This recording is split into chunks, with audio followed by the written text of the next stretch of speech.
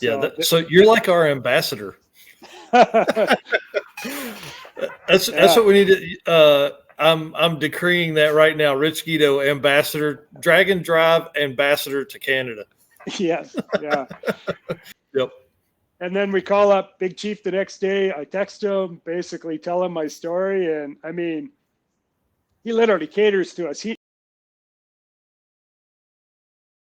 Hey guys, here's a quick cut from the 3-hour-long Rich Guido podcast. Hope you enjoy it. If you do, go find the full live feed podcast. Find the podcast anywhere. Live feed will be linked in the description below. See you guys. And this will lead us into the next question I have for you too. Tell us about this. That's your no, that's Bill's trailer, isn't it? Or is that your trailer? Yeah. No, that's Bill's. I didn't have a trailer. I don't even know. I think I might have had a rack that year. But I come back after making a pass, and there's people, kind of standing around all my stuff. And I'm like, the hell's that sign saying? It's like Guido's garage sale. Yeah, no offers will be refused. And that was Adam Dory. They stole a sign from a bathroom and then made up their own little sign. So that's awesome. But I left it up, and all kinds of people are coming by and looking, and I'm thinking, I wonder if I could sell anything, get me back home or something. But oh man, that's hilarious. When I first saw that, my initial thought was, should people, like, if you're advising newbies, people that are going for their first time, should they bring a trailer, or should they pay their respects and do a yard sale? Should they go in and out every time? No, I would say if you're set up to bring a trailer, I mean, unless you have a wagon or something, no offense, Starks, I know they've got a trailer too, but the reality is it's always crunch time. And the more time you spend packing and unpacking is the less time you're fixing your stuff, and the craziest shit happens. So yeah, I literally have everything set up the best I can so I can be the most efficient at the track, because your time is so precious. It might be the difference between getting some sleep or not getting some sleep. It might be an hour, but yeah. Well, hey, listen, by Thursday morning, we had 18 hours of sleep from Saturday morning when we got up. Like, I don't think people grasp the concept of how little sleep you're getting. Bill said that they stole that sign from a hotel. Yeah. And then, you were talking about weight earlier. He said, you said it's 4,000 pounds of you in it. He said it's 3,600 without you. Hey. hey, now. I'm going to practice some jujitsu with that fella. That's right. We're going to talk about some other hobbies here in a minute too, because you've got some, I definitely want to talk about that. So let's run through, what do we got left? Man, I feel like there's so much. Tell us about Miles of Mayhem. Yeah, so Miles of Mayhem, Dustin Watts and his dad, Dean Watts, they called me up one day, and I went over to their place, and Dean Watts has got a garage full of cars, and his garage does not look like my garage. Like, you could have a party in his and watch TV, but he still works on it in there. Like, he doesn't have paint on the ceiling, does he? No, he does not have paint. He probably pays somebody else to do his nice paint and body. Smarter than me. But yeah, they used me as a reference item, and asked me all kinds of questions, and we made some very simple rules. Like, I think there was only 7 classes for the first year. Yep. It was pretty much based on drag week style. We raced in the morning, handed in our time slips, and drove. It was 1,000 miles in total. It was in 2 different provinces, so like states for you guys. Mm-hmm. And it was fantastic. Like, it was all 8th mile, but it felt just like this. And for the first year, I think we had 100 people. That's awesome. And as you'll know, I mean, I told people it'll change the hobby in our province, because people were excited when it was announced, and then once they did it and start telling their buddies about it, like, it won't be long and it'll be just like Oh yeah, sick week where it'll sell out in no time at all. And yep. they did a great job. The trophies were cool.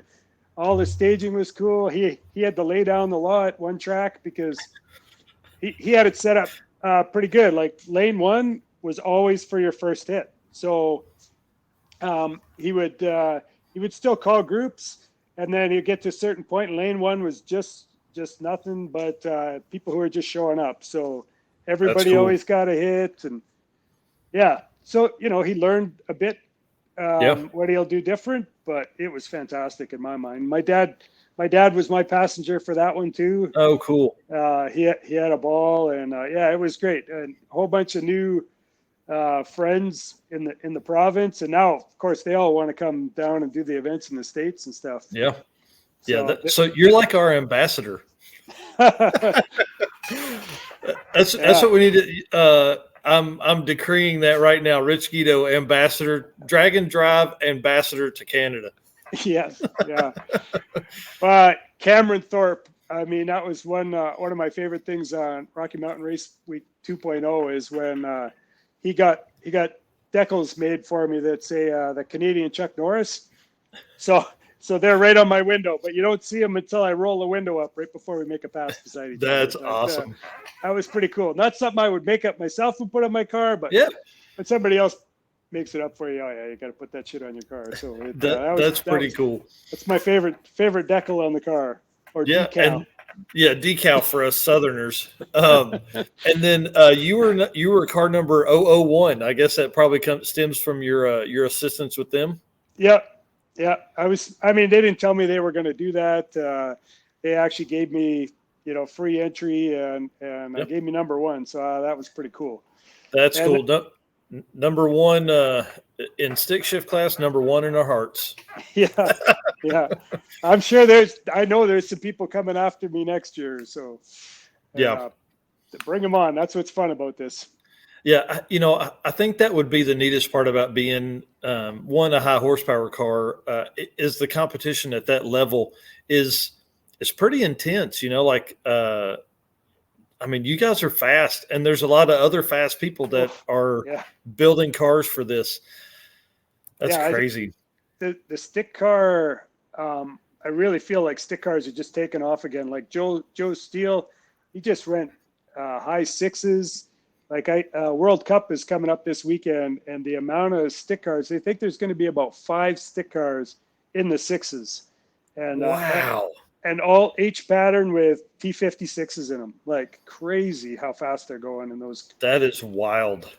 That's a lot of banging gears in a short period of time. So yeah, and I'm understanding this right. Like you need to be H pattern to be in those classes, right? Like, or is it a no? Depends on which event, but most of the guys that I'm watching, they're all H pattern. That's awesome to be able to throw gears like that. So let's run through. I've got a couple of pictures here I want to talk about. I'm trying to figure out which one to start with because it'll kind of dictate and how we'll go through. But come on, open up. Tell us who this dude is. Hang on, I'm almost there. Who's this guy?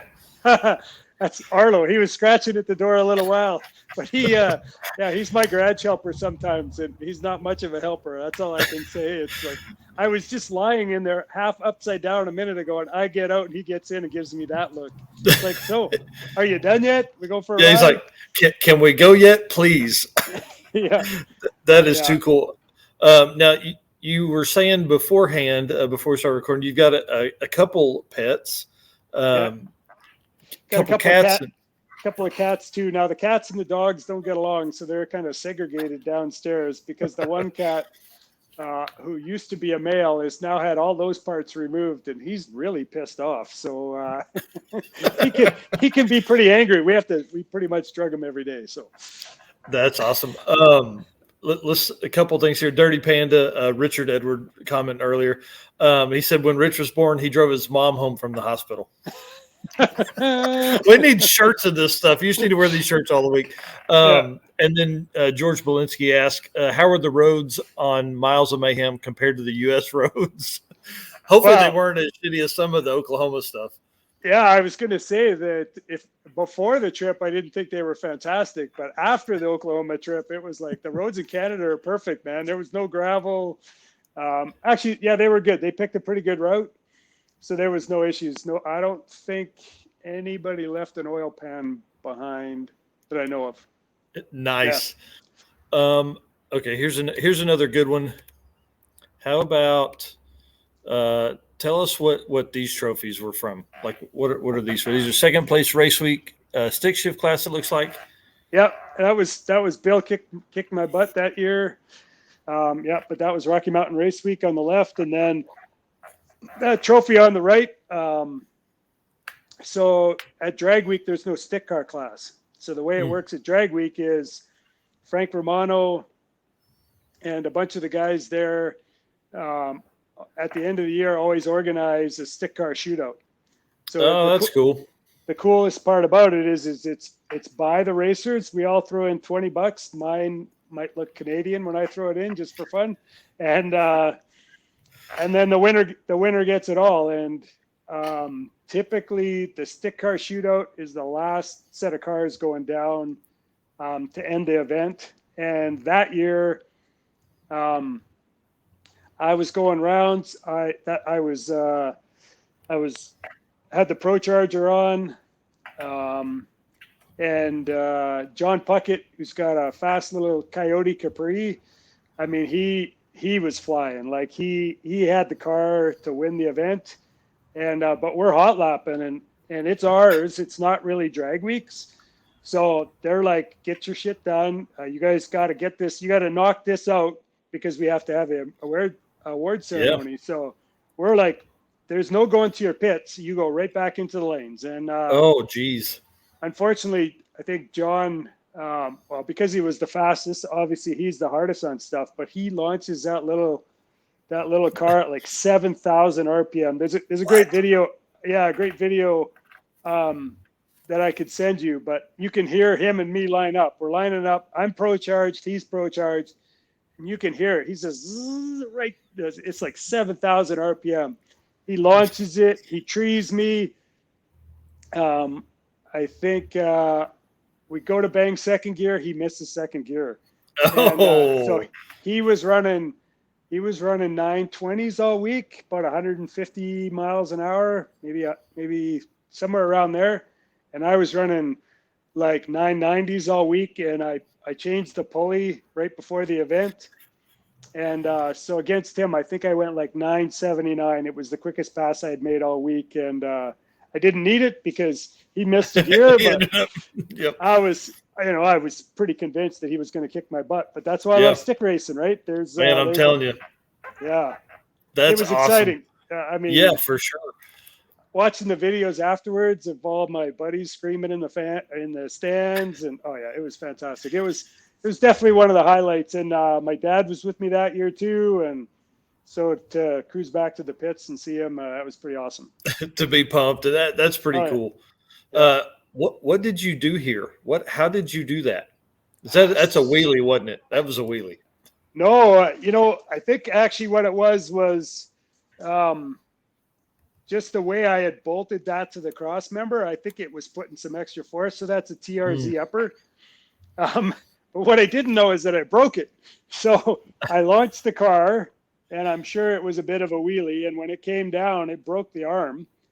And I went through the traps at 144 miles an hour with it like that. Oh, dang. And I didn't know. And I was thinking, geez, this is a little worse than normal. I mean, this thing's a little bad, but it's not usually that bad. And so I pick up my time slip, and I'm coming back into the pits, and people are like pointing at the front of my car. And I'm like, I wonder what they're pointing at. And when I get out, the wheel is literally, the driver's wheel is laid right over. And I'm like, holy shit. I was just going 144 miles an hour with that thing. So it was up against the headers, and oh yeah. So, it's funny. People look at that stuff, and, a lot of times you have to remind yourself, like, that dude's driving something that's 50 years old, like, not that the parts are 50 years old, but like that car and the geometry and all that kind of stuff was never made to go 150. Yeah. And Especially when you break stuff. Yeah, totally. I mean, it's been 165 miles an hour, and that's when the toe was an inch and a half in. And the videos you can't see, but I am working that thing. So yeah, That's awesome. Glad I got that straightened out. What's going on right here? Like this I feel like is one of the best examples of car friendships right here. There's a group of guys looking at some part, and there's cars torn apart. Yeah, so there's Travis Ray, Richard Ray. Those guys are from an island. They're a long ways away, but they were hanging out with us. I got Matt Blasco. Who else is in there? Dylan Merkel. And so I was convinced I had lifters going away. So we're doing lifters in a very fancy hotel parking lot, and you should have seen it when they're coming out and they look, and I got shit all over their lawn, and my whole engine's lying out there. So it was like the paddle wheel in, I think is where it was in, and I can't even remember where we were at. But so yeah, we did a lifter swap. But my old lifters, or my new lifters, that were my spare lifters, they didn't have oil grooves. So Dylan Merkel took my little. Actually, we went to the Walmart, bought a Dremel. He went into the hotel, into the hotel room, and he's grinding all the lifters, making an oil groove in all the lifters. Oh my gosh! And so then it was starting. I think the sprinklers came on first. That was the first time. It was like, oh shit! So we're like putting stuff over top of the sprinklers, and then it started to rain, and Paul Castellino, I think is his name. I don't know if he's from Jersey or where, but the best accent and the best dude. They had a tent, or they had a tarp, so they came over with a tarp, and we bullshitted there while I'm thrashing, trying to get this thing back together. But that's awesome. That picture is in one of the Australian magazines, actually. What the heck is his name? It'll come to me anyways, but yeah. That is too cool. Yeah, just great memories. You're not thinking that at the time, but no. No, you're pissed because stuff broke that you're like, oh dang. But looking back, I wonder how fond the heart is on those kind of, like what will your story for that be in 30 years? Yeah, well, and that's the thing. When I see people watching people play video games, I'm thinking, what the hell? You're watching somebody else have fun, and that's your fun. That's just, I don't make any sense to me at all, right? Yep. I agree a little bit on that. I could see like watching some, I don't play video games, I don't have time, but I could see if I'm trying to beat a level or something like that, like I'm like, okay, how do I do this? Yeah, but to watch someone else play is a little rough. But man, hey, how many videos do you watch of people playing cars? How many of old Cletus's video do you watch? Yeah. So that's the way it works. Why don't you tell us about this one right here? Like in front of a fireworks stand? Yeah, this is one of the checkpoints. That's my buddy Montana Dan, I call him, or Dan Nissen. He was my passenger a couple times, and then that's Travis Ray in a Corvette behind. But yeah, I mean that says it all, doesn't it? Look at him. Look how much fun he's having. 100%. Right? That dude is having a blast. So let me zoom in here a little bit. Like that dude probably spent the week with his arms up. Yeah, you know what I mean? Oh, yeah.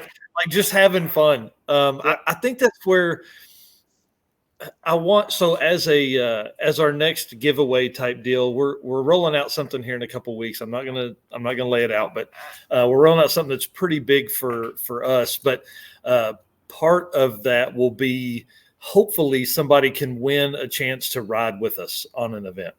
That would be cool. Yeah. I think that would be so much fun just to bring somebody that maybe hasn't ever had the opportunity or doesn't want to take the time to put that money together. That they can actually go ride with us on one of the Drag and Drive events. I think that would be so cool. If we can change one person's life by that, that'll that'll make all the difference.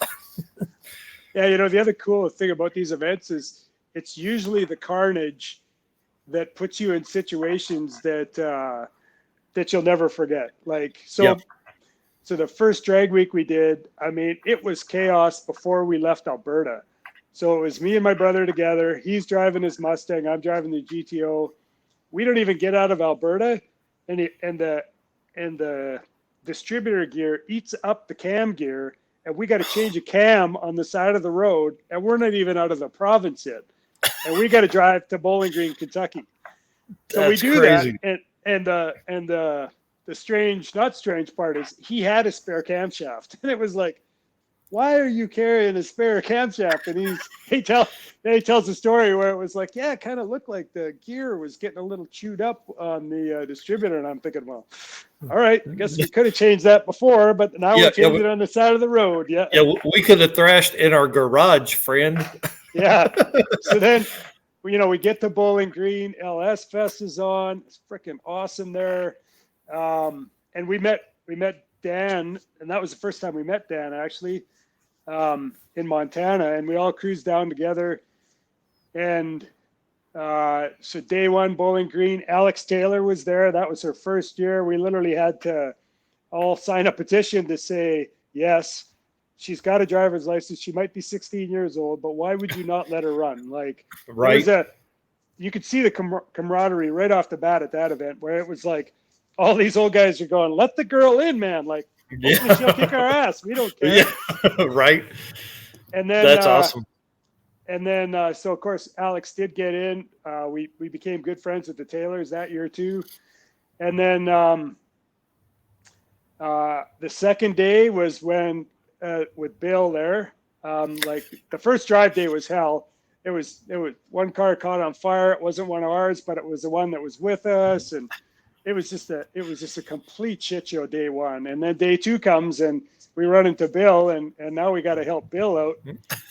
Day three, my brother's ahead of me in staging. I'm behind him. He goes up, makes a pass. I'm ahead of him. I go up, I make a pass.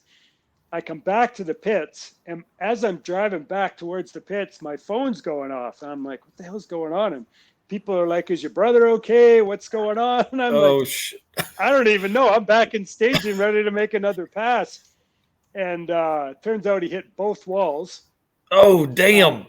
And he drove this car all the way from Canada too, right? It's a Mustang. And the guy was pissed off because they just painted that wall for an event coming up. But, he smashed both sides of the car, bent the upper control arm. I mean, it was all kinds of things broken, but Mike Finnegan spent the whole day with us, helping us get that thing back together.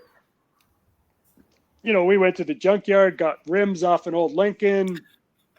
And so that night we're cruising. We got Mike Finnegan with us. A bunch of the roadkill guys are with Brandon Geology, I think Geology. I don't know how you say his last name. He's with us. They're taking pictures, and we're cruising with Tom Bailey.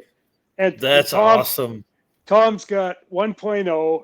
He's got a 4,000-pound trailer or something behind him, and we're doing 75 miles an hour.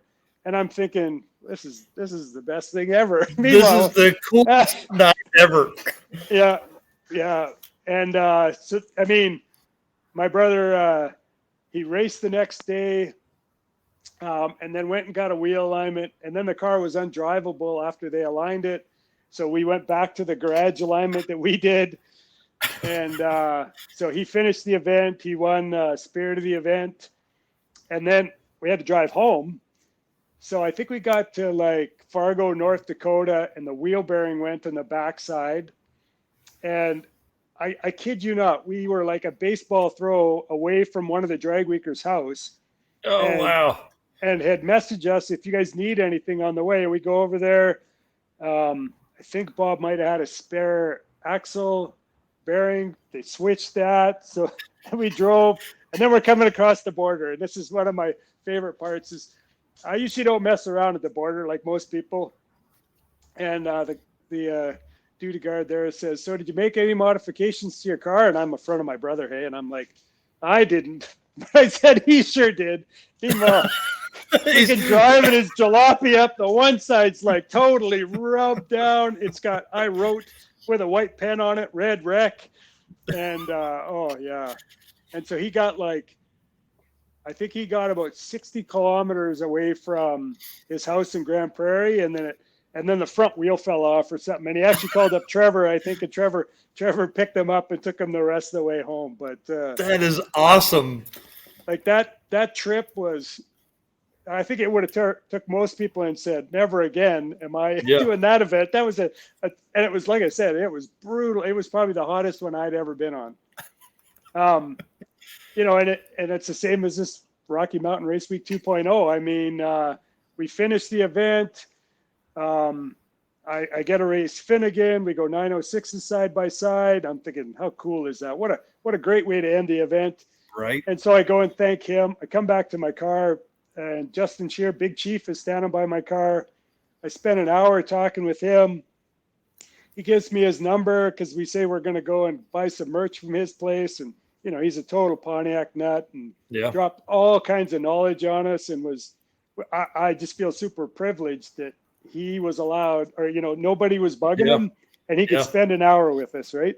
That is too cool. And the people who are riding with us, like Eric Wilson, you know, they're all car guys. They know who he is too. And, you know, they were lapping it up too. So, I mean, that was super cool. And then, you know, we get go through the award ceremony and do all that stuff. And at some point, Matt went back to the car and started changing the car over. And so by the time I get there, the car is up in the air. I do my deal with the clutch underneath. And it's like 1:30 in the morning, and we're heading out of the track. And it's like, why does this smell like burnt oil?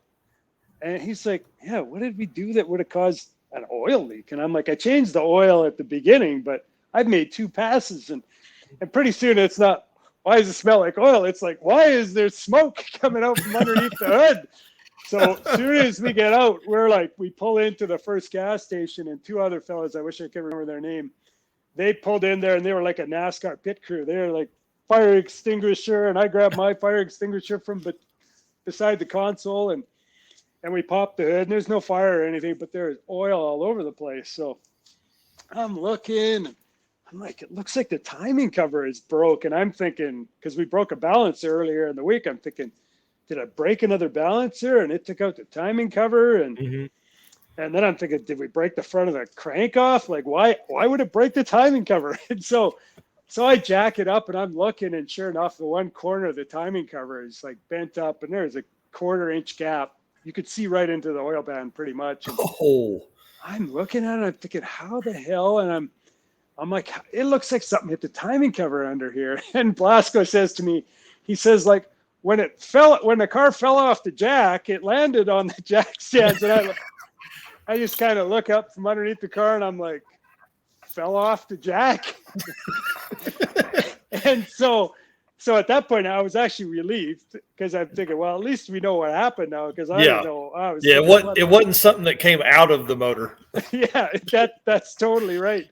And those 2 fellas who stopped, they had some JB Quick. We spent 45 minutes putting it on, sealed it up good enough that we could go to the hotel. We get to the hotel. Well, you don't have a room anymore. It's like 3:00 in the morning. You missed the cutoff. Yep. But we'll give you another one for $400. And we're like, no. What do you mean $400? It's a football game. So Blasco books another one through Expedia. We drive over there. No, I don't know. The hotel guy's like, you might have booked it, but there's no rooms here. So he's getting pissed off. Of course. Yeah, you booked it for tonight, not for right now. Yeah. Yeah, we've lived that life. Yeah, right. And so I walked to the hotel next to it, and that lady had control over her computer, and she was fantastic. She's like, I can give you a room, but you only got it till 11 o'clock, and it's 4 o'clock. And I'm like, that's perfect. That's all we need. Yep. And then we call up Big Chief the next day. I text him, basically tell him my story. And I mean, he literally caters to us. He didn't end up coming, but his right-hand man let us borrow the shop. So we're at Midwest Streetcars, working on the car for the whole day, right beside the Crow. The old Crow. How cool is that? Like, how cool is that? Like, I mean, Blasco would tell you that's why I did it, but I don't think that was the reason. But yeah, like how do you can't make that shit up, right? No, that's too cool.